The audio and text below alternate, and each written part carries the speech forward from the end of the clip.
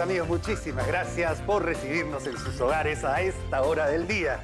Muchísimas gracias por acompañarnos a hacer este programa. Amigos, estamos iniciando una nueva etapa del programa y esperemos que sea de su agrado, que les dé toda la información que puedan conversar en familia para tratar de solucionar problemas de salud, educación, cultura y entender a nuestro propio cuerpo.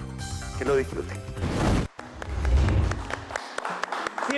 Bienvenidos queridos amigos, muchas gracias por acompañarnos en nuestro programa a esta hora del día. Justo seguramente en el momento en que termina el almuerzo y se está reuniendo la familia para conversar. Y qué mejor que conversar acerca de la nutrición, quizás algo que podamos haber comido el día de hoy, ya que nuestro país, junto quizás con México, sean uno de los países de mayor variedad en sabores y picantes. Nuestro país se conoce por sus ajíes, por sus aderezos, por su cocina, por su tradición criolla. Y al igual que México, compartimos una gran variedad de ajíes. Pero los ajíes tienen propiedades nutricionales. Justamente ahí vamos a ir preguntándole a nuestra especialista, la señora Yomi Paz, doctora experta en nutrición. Bienvenida, Yomi, muchísimas gracias. Es una lindura pasar por el mercado y ver la cantidad y los diversos tipos de ajíes que tenemos en nuestra tierra. Así es, Tomás. Y efectivamente los ajíes de repente es uno de los alimentos que nosotros lo consumimos para comer rico, ¿no? Entonces, especialmente porque sentimos rico con un ají, ¿no? Siempre se escucha eso. Desde la definición botánica, son frutos, ¿no? Pero desde el punto de vista culinario, nosotros los conocemos más como verduras, ¿no? Entonces, definitivamente, este grupo de alimentos están dentro de una alimentación balanceada. Y siempre, Tomás, y siempre repito, el tema del equilibrio en la alimentación es muy importante para poder obtener todos los nutrientes necesarios que el cuerpo necesita. A veces pensamos que los ajíes o el pimentón no tiene las bondades nutricionales como puede tener cualquier otra verdura, ¿no? Y de ahí viene la importancia también de los colores que vamos a ver en los pimentones, ¿no? Vamos a empezar creo que por los pimentones. Por los pimientos. Ya, pimentón le dice, pimiento le decimos, pero pimentón le dicen en Arequipa. Así es, sí. Yo creo que por ahí la costumbre.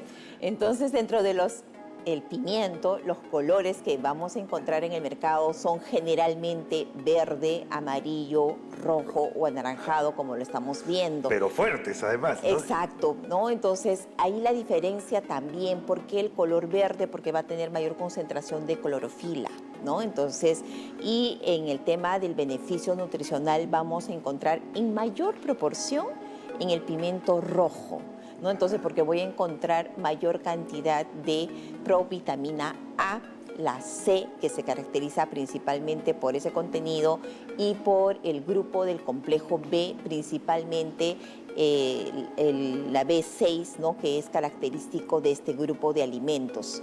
El amarillo también no es que no tenga, los demás no es que no contengan la vitamina C, pero en menor proporción, ¿no? Entonces, pero la principal diferencia entre el color rojo, el amarillo o el verde y el anaranjado es la concentración de la vitamina A, ¿no? Que es la provitamina A.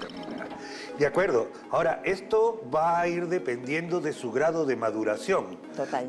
No necesariamente, por ejemplo, este verdecito se está convirtiendo probablemente en rojo en el futuro. Entonces también es en el momento en que uno lo saca. Exacto. Una cosa importante es que sí son familia. Ajíes y pimentones, ¿no es cierto? Sí, es de la misma familia. Y a veces justo estábamos hablando sobre... Hay mucha controversia sobre quiénes no deberían consumir los ajíes, ¿no? Entonces, escuchamos mucho sobre los pacientes que tienen gastritis, se les restringe el consumo de los ajíes, o personas que están en un tratamiento de sobrepeso.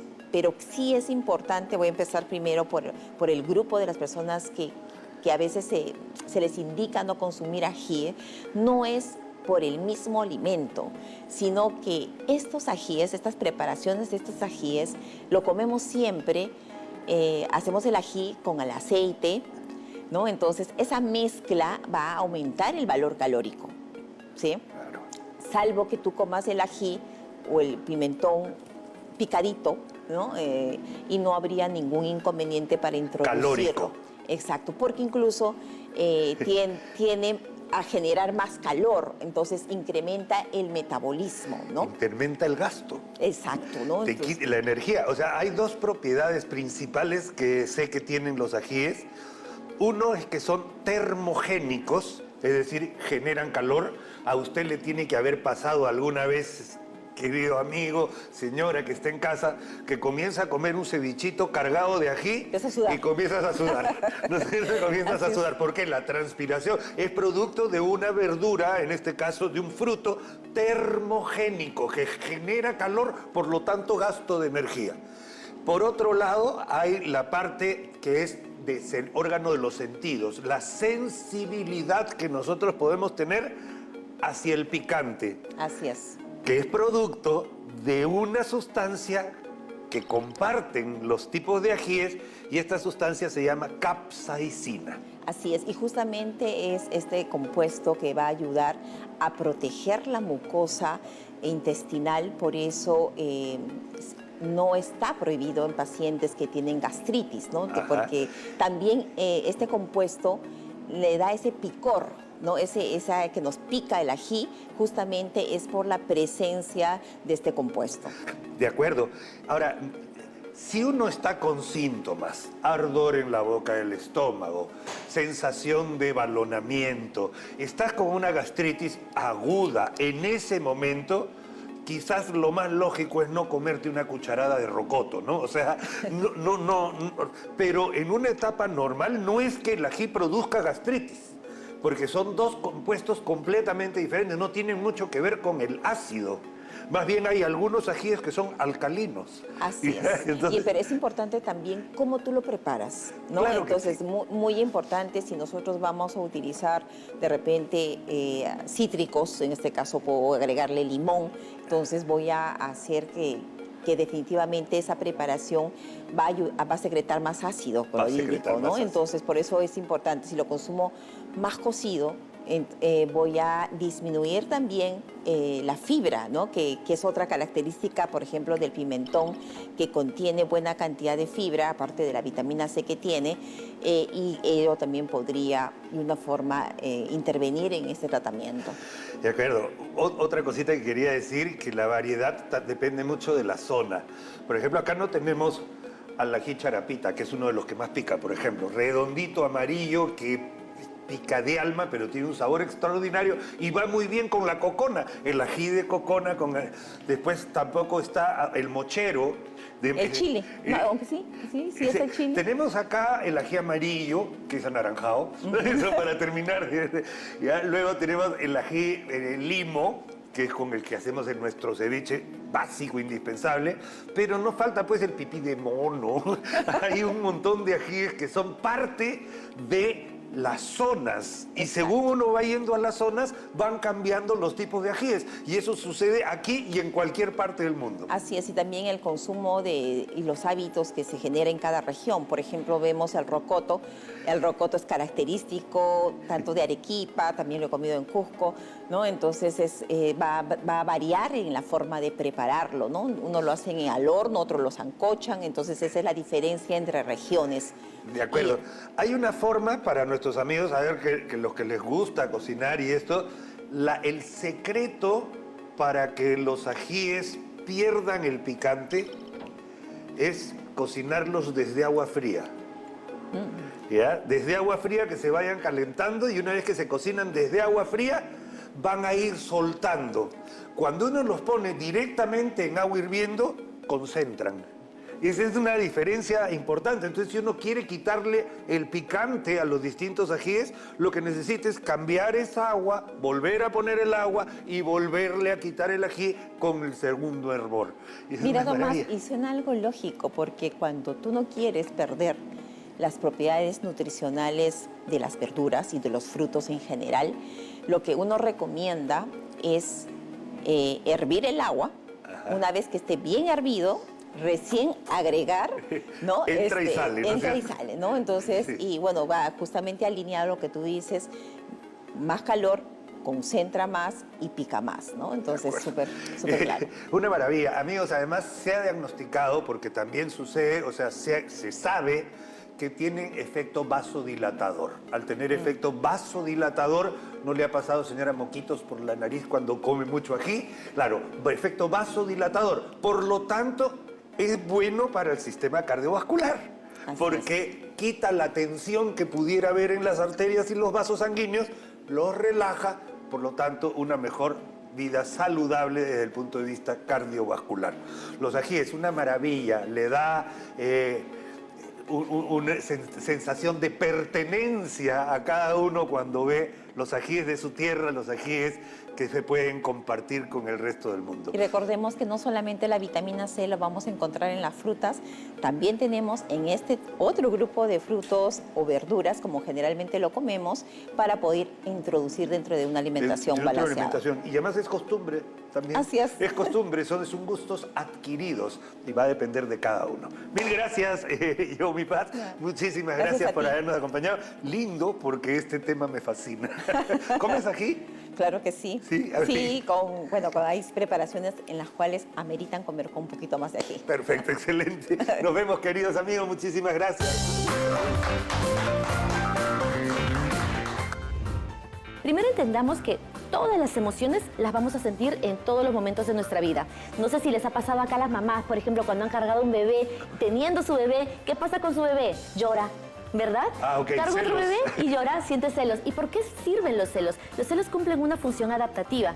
Nos sirven para poder proteger, cuidar y Lo que más queremos, teóricamente. exactamente, vincularnos a aquello que amamos, a aquella persona que es objeto de nuestro amor, de nuestro deseo. Entonces, los celos no están mal, cumplen esta función adaptativa. El problema no es sentirlos, el problema es qué hacemos con los celos. No es lo mismo decirle a mi pareja, mi amor, tengo celos, que decirle de pronto a alguien, ¿por qué te vistes así? ¿O por qué estás viendo a esta persona? ¿Por qué estás sonriendo? Una cosa es de pronto comunico lo que siento y otra es a partir de mis celos controlo y violento a la otra parte. ¿Y es mejor decirlo o aguantárselo calladito? Creo que mientras más aguantamos es como un resorte, ¿no? Que aplasto y genero tanta acumulación de energía que en algún momento, exacto, termina estallando. Es que la comunicación es básica, ¿no es cierto? Mi amor, de verdad que no me gusta que te vistas así. O sea, claro, me encanta verte sexy, me gusta, pero quisiera, o sea, preferiría que te pongas otra cosita. Ahora, pero ¿por qué tendría que ser yo así?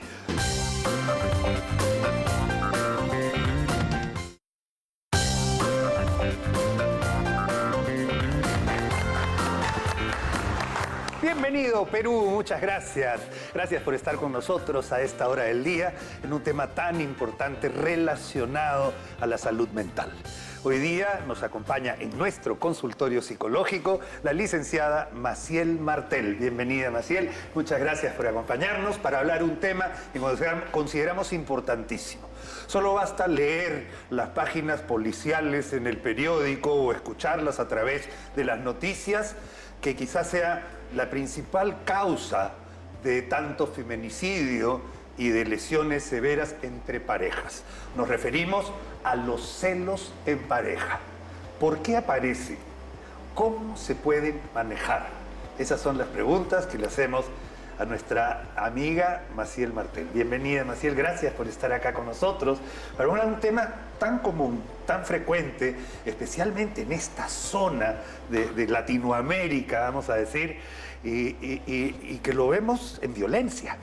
Exactamente, ¿no? Primero, muchísimas gracias por la invitación, encantada de estar acá como siempre. Y creo que es importante entender qué son los celos, por qué vienen, por qué los experimentamos. Los celos son una emoción como cualquier otra emoción. Todo lo Vamos a ver, ya experimentar. quiero partir. Emoción es lo que viene después de una sensación, ¿no es cierto? Así es. Yo tengo sensación táctil, olfativa, visual, O sea, a través de los órganos de los sentidos Claro. tenemos las sensaciones. Luego vienen las emociones. Así es. Y una inseguridad puede ser una emoción, una Por supuesto. sensación. Por supuesto, una inseguridad tiene que ver con una emoción que puede involucrar también sensaciones. Cuando estoy inseguro puedo temblar, puedo de pronto ponerme rígida, pero también puedo empezar a procesar una serie de información que quizá alguien me va a dejar, no me quiere lo suficiente como yo le quiero, y empezar a sentir a nivel emocional, ahora sí, pueden ser inseguridades, celos, miedo. ¿Y uno nace celoso? Es una muy buena pregunta. Primero entendamos que todas las emociones las vamos a sentir en todos los momentos de nuestra vida. No sé si les ha pasado acá a las mamás, por ejemplo, cuando han cargado un bebé, teniendo su bebé, ¿qué pasa con su bebé? Llora, ¿verdad? Ah, ok, Carga otro celos. bebé y llora, siente celos. ¿Y por qué sirven los celos? Los celos cumplen una función adaptativa. Nos sirven para poder proteger, cuidar y Lo que más queremos, seguir, teóricamente. exactamente, vincularnos a aquello que amamos, a aquella persona que es objeto de nuestro amor, de nuestro deseo. Entonces, los celos no están mal, cumplen esta función adaptativa. El problema no es sentirlos, el problema es qué hacemos con los celos. No es lo mismo decirle a mi pareja, mi amor, tengo celos, que decirle de pronto a alguien, ¿por qué te vistes así? ¿O por qué estás viendo a esta persona? ¿Por qué estás sonriendo? Una cosa es de pronto comunico lo que siento y otra es a partir de mis celos controlo y violento a la otra parte. ¿Y es mejor decirlo o aguantárselo calladito? Creo que mientras más aguantamos es como un resorte, ¿no? Que aplasto, aplasto, aplasto, aplasto y genero tanta acumulación de energía que en algún momento, exacto, termina estallando. Es que la comunicación es básica, ¿no es cierto? Mi amor, de verdad que no me gusta que te vistas así. O sea, claro, me encanta verte sexy, me gusta, pero quisiera, o sea, preferiría que te pongas otra cosita. Ahora, pero ¿por qué tendría que ser yo así? Los celos pueden venir de factores internos o externos. Internos, cuando en mi vida, en mi propia experiencia personal, de pronto he crecido en un ambiente donde las relaciones son muy ambiguas y se deja espacio, puertas abiertas a terceras personas, por ejemplo. Ajá. Yo he crecido con eso y de pronto tengo una pareja que es sumamente confiable, una persona que es transparente y que nunca me generó una suspicacia. Puede que yo desarrolle celos, pero por mi propia experiencia. La segunda situación es cuando, como bien comentaba, dentro de la relación hay circunstancias que nos generan celos. Veo de pronto a mi pareja que es muy laxa, muy abierta o flexible en sus otras relaciones y que no pone estos límites de diferenciar pues a una amistad de una pareja, ¿no? Entonces eso podría generar celos. Pero ¿qué hago con estos celos en el segundo caso? En el segundo caso, si veo que mi pareja tiene alguna conducta que de pronto me genera malestar, es necesario hablarlo. No para cambiar la conducta. Mi pareja no tiene que cambiar algo solo porque a mí me hace sentir mal. Ajá. Sino, lo que tendríamos que hacer es negociar. Ok, mira, yo entiendo que tú tengas amigos y los vas a seguir teniendo. Pero lo que podríamos hacer de pronto es invítame a alguna reunión para sentirme integrada o integrado, ¿no? O de pronto invitas a esta persona para de pronto conocerla y ver cómo es esta persona. O que siempre cuando estemos en una situación social estés conmigo y me tomes la mano porque eso me va a dar seguridad. Perfecto. Consulta. ¿Quiénes son más celosas, los hombres o las mujeres? En tu experiencia. En mi experiencia, ambos, pero hay una diferencia. Es que los hombres suelen mostrar menos los celos y suelen mostrar algo diferente. La mujer es muy evidente cuando siente celos. Se pone así, se enoja, no habla y bueno, llega a aceptar que tiene celos. Pero en el caso de los hombres, ven los celos como una debilidad, una fragilidad y lo que hacen es mostrar enojo y actuar con una forma más de violencia, por ejemplo. Entonces ya no solamente estoy celoso de pronto porque tu amigo se acercó a hablarte, sino porque tú le hablas, empiezo a atacar a la otra parte, ¿no? ¿Por qué? Porque muchas veces se relaciona el enojo con el poder y la fuerza. Vamos a decir, machismo puro. Exactamente, ¿no? Yo Porque creo que sí, ¿no? esta O sea, masculinidad- estamos poniendo la fuerza antes que la razón. Exactamente, y antes que de pronto de esta capacidad de sentirnos también vulnerables con nuestra pareja, expresar que somos seres humanos y que también podemos sentir un poco de inseguridad, de malestar. Estaba pensando en situaciones que pueden haber pasado entre mi pareja y mis amigos también, o entre los amigos. Y he visto casos en los que un grupo, dentro de un grupo, comienza a haber este con el otro con el otro y el otro con el otro, y comienzas a ver, y se hace una guerra que involucra a las familias después. Y luego nos vamos a la violencia. Hombre asesina a su mujer porque sale con otra pareja. No aceptó el rompimiento, por decirlo. Y ese es un tema que podríamos tratar. ¿Cuándo termina una relación? Lo vamos a tocar en otro momento. Pero yo me refiero que en este caso, celos de algo que ya no existe.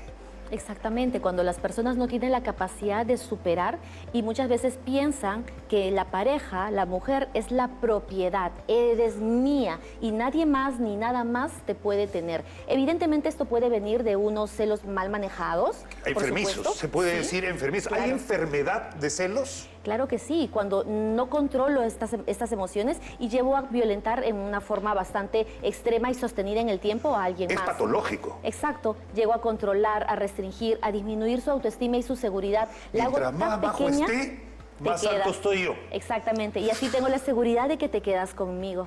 Tremendo, porque eso implica no solo estar seguro tú, sino dañar al otro, disminuirlo. Exactamente, porque así tengo la seguridad de que no te vas a ir. Una pregunta, esto se relaciona a los celos de pareja, pero ¿puede haber una mamá celosa de la novia? Uy, eso es bastante común, lamentablemente. Padres, madres celosas, y sí, la figura de la suegra celosa, que no permite que la nuera se integre dentro de la vida familiar o de pareja, o esta mamá que se inmiscuye mucho en el vínculo, ¿no? Que casi toma estos protagonismos, lamentablemente existen. ¿Se pueden considerar celos? Claro que sí. Podemos sentir celos en realidad de muchas cosas. Puedo sentir celos del éxito de mi mejor amiga. Eso puede ser envidia también. Exactamente. También puedo sentir celos de que a alguien se le reconoce algo que a mí no, ¿no? O de pronto celos de mi hermano y cuando buscamos la atención de mamá, de papá, ¿no? Entonces podemos sentir celos de muchas cosas. ¿Qué son los celos?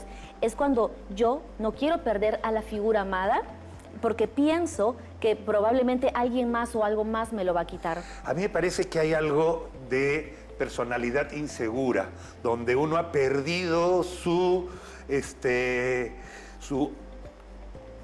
¿cómo decirlo? No es apego, pero uno ha perdido algo, quizás en la infancia, donde se ha sentido sin piso.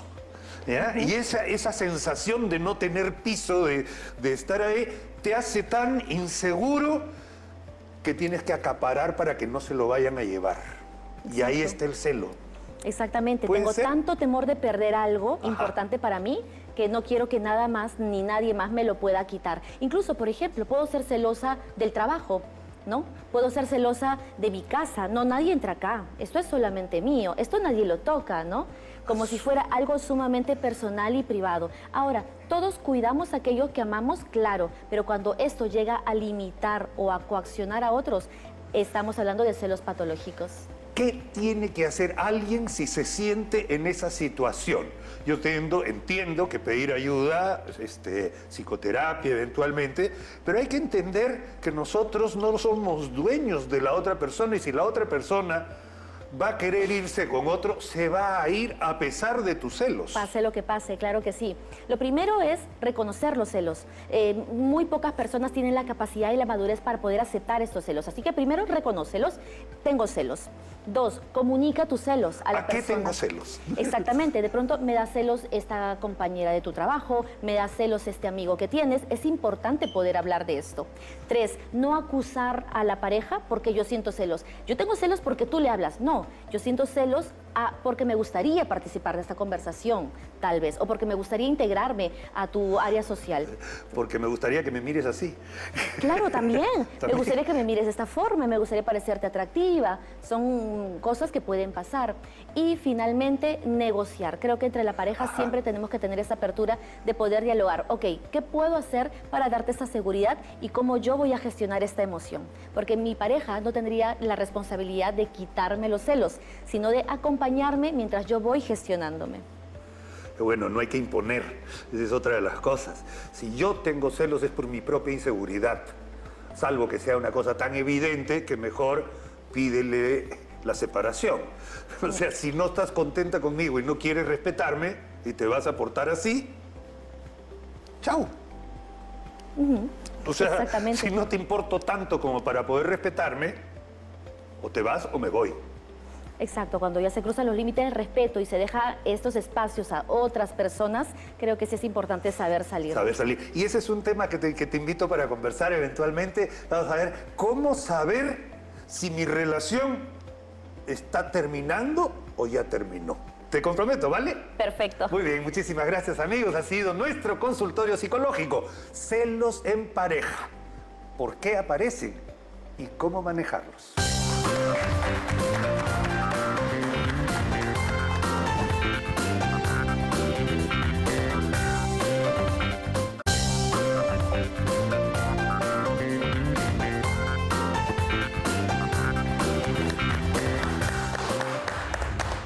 Bienvenidos, amigos, muchísimas gracias. Gracias por acompañarnos en nuestro programa. Muchísimas gracias por recibirnos en sus hogares, en cada rincón de nuestro país.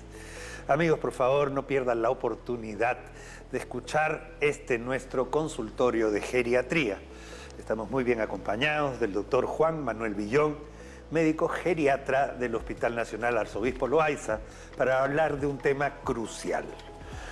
Nuestra población se está haciendo cada vez más mayor. La expectativa de vida casi sobrepasa los 85 años. Y hay personas que dentro de la familia, por su estado civil, por su trabajo, por su edad, son encargados o le dan la tarea de cuidar al adulto mayor que vive en la casa. A veces uno, sin quererlo, termina siendo un cuidador.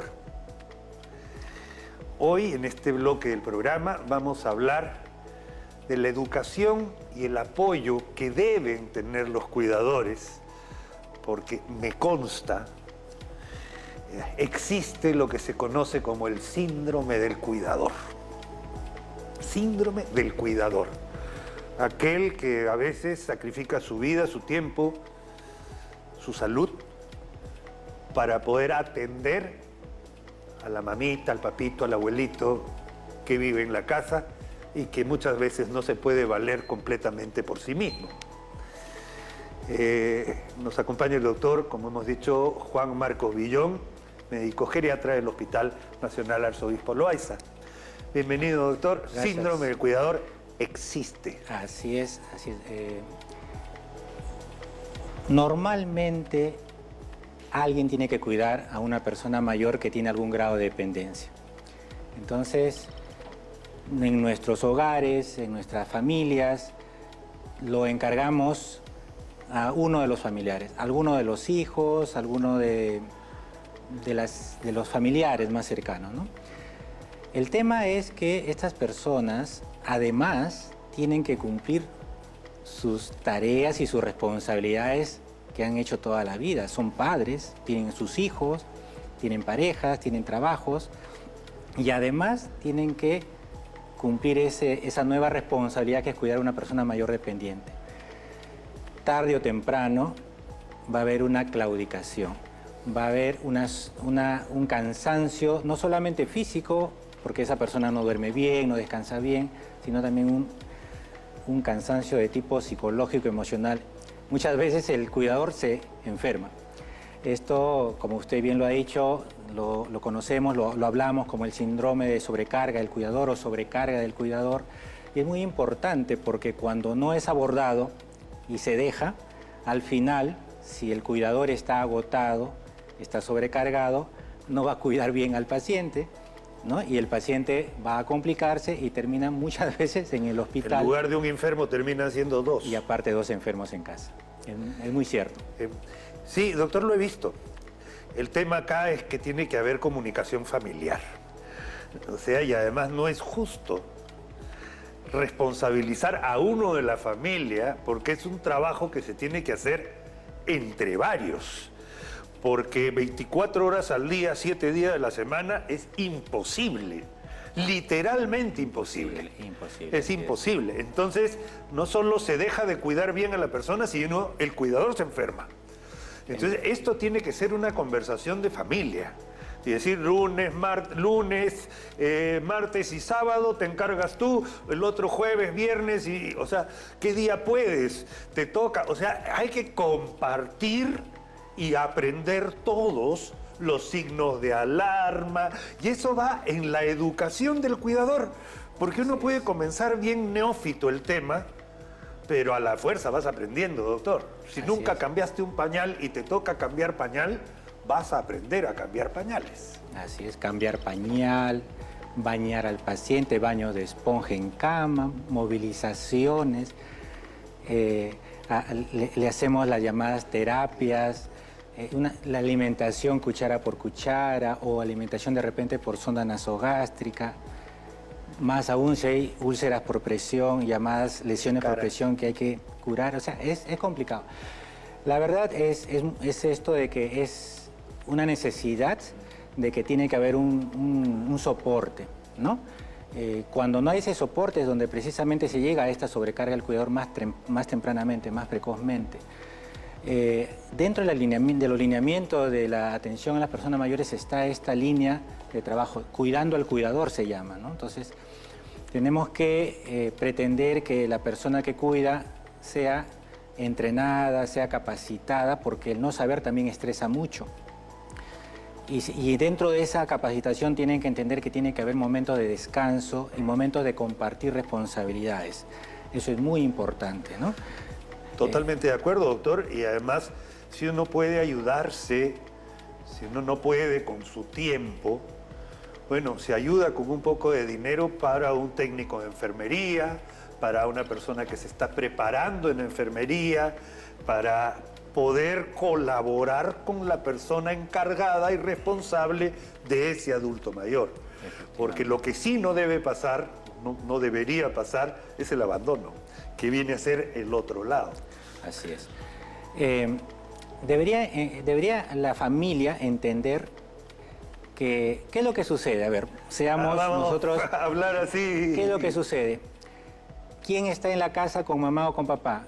Tal persona, porque los otros hijos probablemente se independizaron, tienen sus propios hogares, pero quizá hay un hijo o una hija... La hija que no se casó. La que no se casó o el que no se casó. O el que no se casó. O aquella que está viviendo en la casa del papá. Ajá. Entonces, todos los demás familiares dicen, bueno...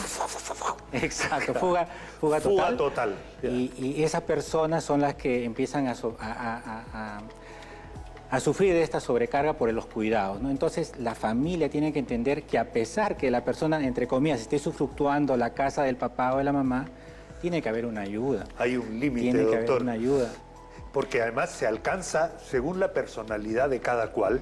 Hay gente que simplemente no está capacitada, ¿ya? por personalidad, y hay personas que pueden tener mayor fortaleza para poder manejar situaciones.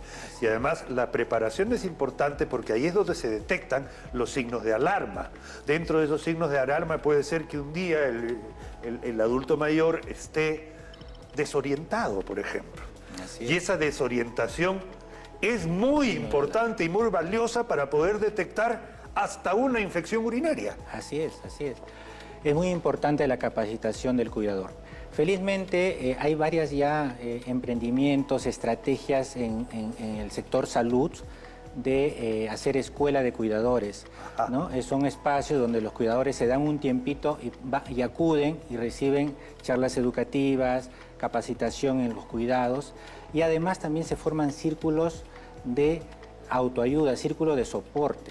O sea, yo tengo un paciente que quiere en casa social, claro, y me siento sobrecargado, me siento muy estresado, y tengo a alguien a quien llamar, tengo a alguien con quien compartir, y existe la retroalimentación también de otros cuidadores. De acuerdo.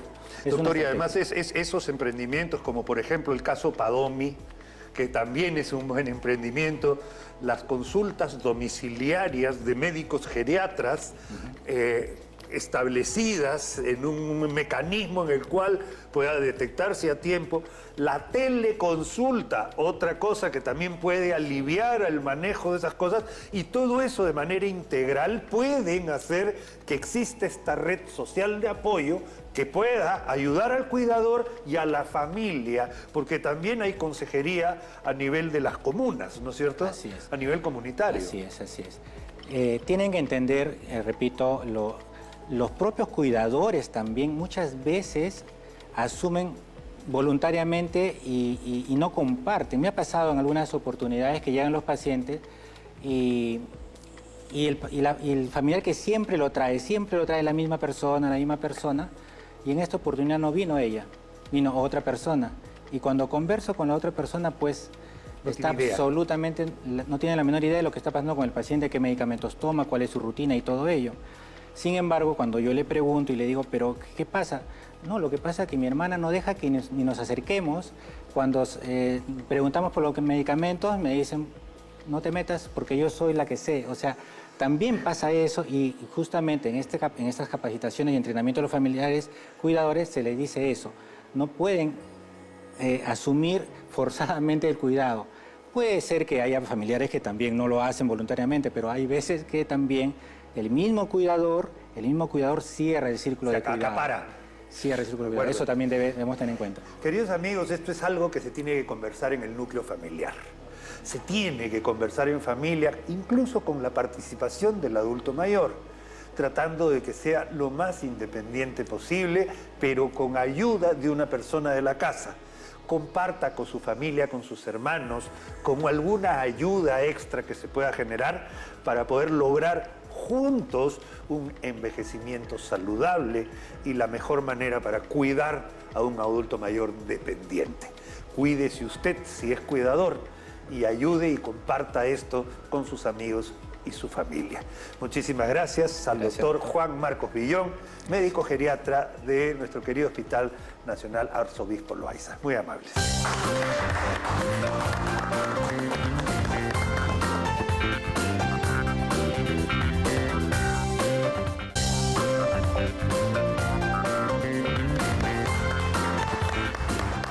Hola, bienvenidos queridos amigos. Hola Perú, muchas gracias. Gracias por recibirnos en todos los lugares de nuestra patria. Y estamos entrando a nuestro consultorio de infectología. Queridos amigos, pocas veces tenemos la oportunidad de conversar con un médico especialista en infecciones adquiridas, además, por mecanismos externos, por gérmenes, por parásitos, por virus, por hongos. Hoy día tenemos la colaboración de la doctora Coralit García, médico infectóloga del Hospital Nacional Cayetano Heredia. Y vamos a hablar de una enfermedad que hace mucho tiempo no veo, pero tuve oportunidad de ver en mi formación profesional. Y se trata del mal de Chagas. ¿Qué cosa es? ¿A qué nos referimos con el mal de Chagas? Se lo pasamos a la doctora Coralit. Bienvenida, doctora, muchas gracias.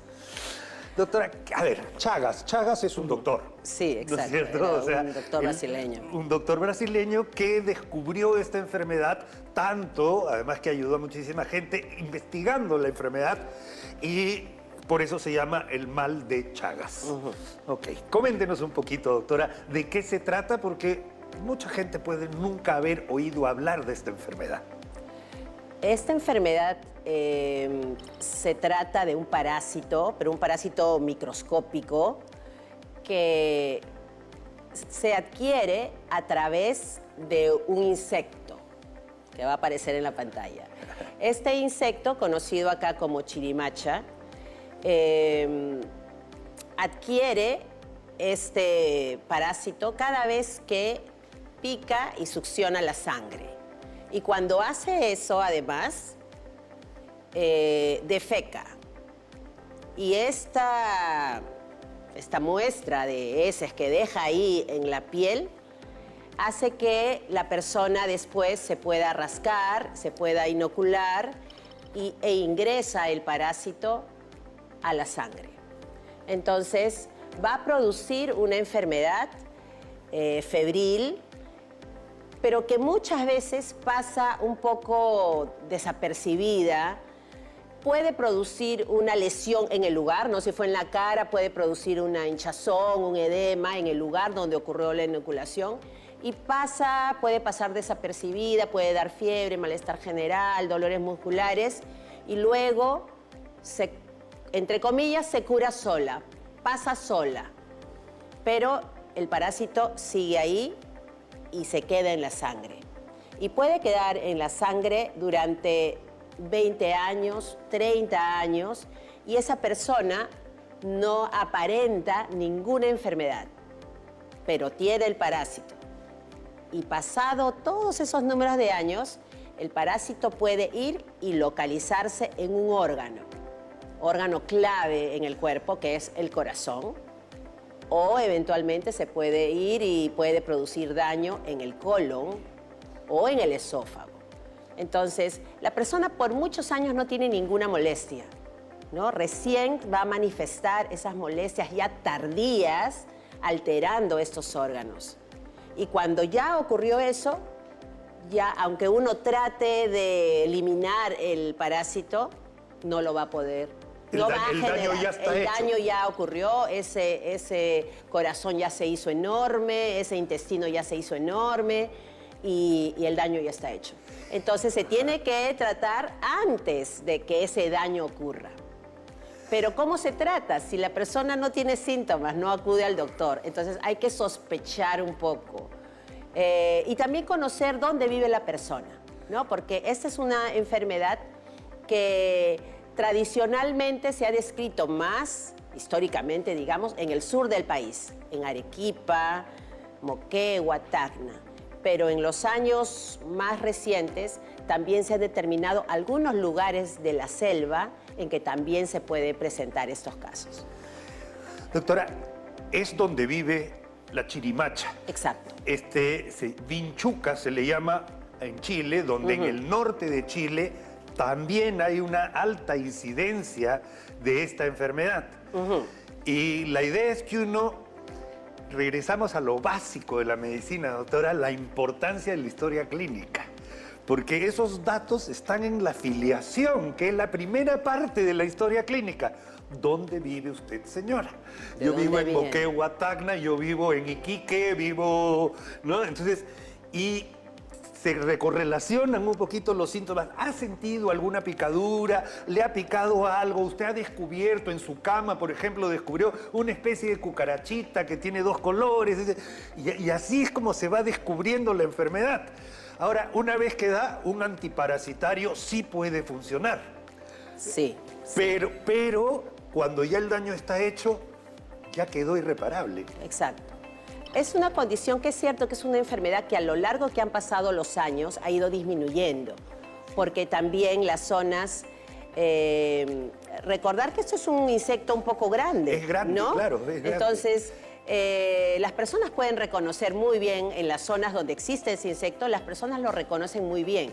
Entonces, está asociado a las condiciones de la vivienda. Si la vivienda es hecha de un material, por ejemplo, de adobe, donde están por ahí se esconden, hay más posibilidad de que haya este tipo de enfermedad que en una zona que ya se urbanizó y las casas son de cemento, entonces hay menos posibilidades. Con la ruralidad, ¿no es cierto? Hay cierto esto. O sea, con la urbanización, digamos que esto ha empezado a disminuir. Efectivamente, y otra de las cosas es que uno, cuando vive personas endémicas así, uno tiene que estirar la cama, limpiar la cama, o sea, no dejar las cosas tiradas, porque ahí es donde se suelen esconder estos virus. Ahora, ¿qué es lo que hace? Te pica y el parásito produce dilatación de las capas musculares, doctor. Eso es algo bien raro, como que tiene un efecto de inhibición de la contracción muscular. Es una cosa rara también. Sí, sí, alteran los nervios que están a ese nivel, tanto... Los plexos de los nervios, plexos, ¿no? Exactamente. Y eso es lo que produce que se dilate y eso ya no tiene vuelta atrás. Pero hay que tratar de identificar los casos antes de que eso ocurra. Y es difícil porque la persona no tiene síntomas.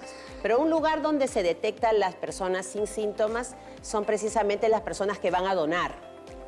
Entonces, cuando uno dona, le hacen una serie de exámenes para ver si uno tiene enfermedades. Ahí se hace el examen de VIH, de hepatitis B, de hepatitis C, y una de esas enfermedades también es el mal de Chagas. Entonces, toda persona que ha donado tiene un screening de la enfermedad del mal de Chagas. Y a través de eso es que se puede muchas veces identificar de manera temprana algunos casos. De acuerdo.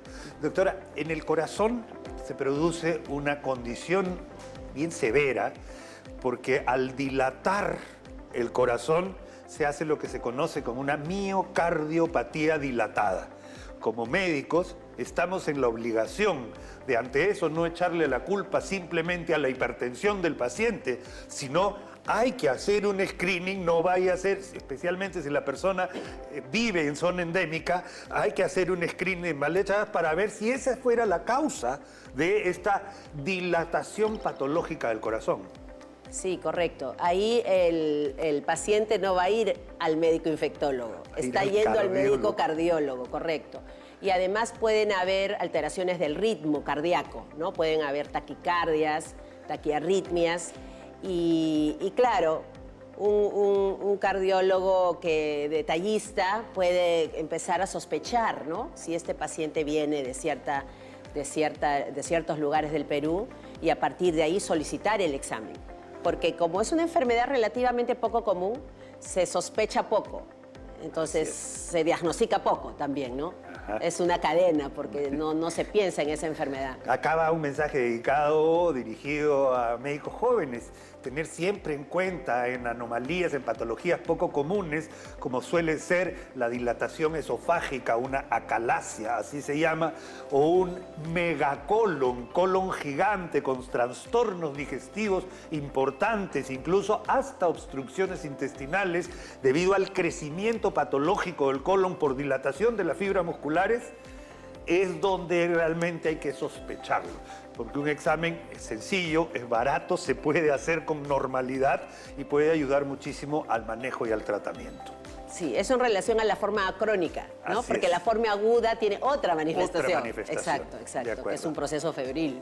Es como toda la mayoría de enfermedades infecciosas, febriles, sí. donde prima el dolor de cuerpo, el malestar general, el dolor de cabeza y un enrojecimiento en la zona donde eventualmente pudo estar la picadura. Sí. Perfecto.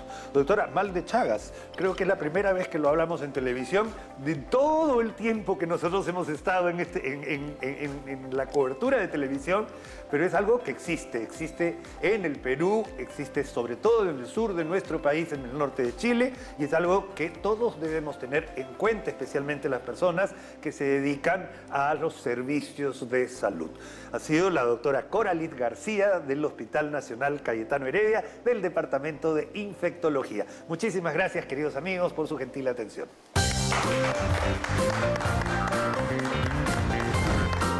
Muchísimas gracias, amigos, por habernos acompañado el día de hoy. Recuerde, todos los días, de 2 a 3 de la tarde, estamos aquí en nuestro programa para dar un mensaje de prevención en salud, educación y cultura. Nos vemos. Muchas gracias. Chao, chao.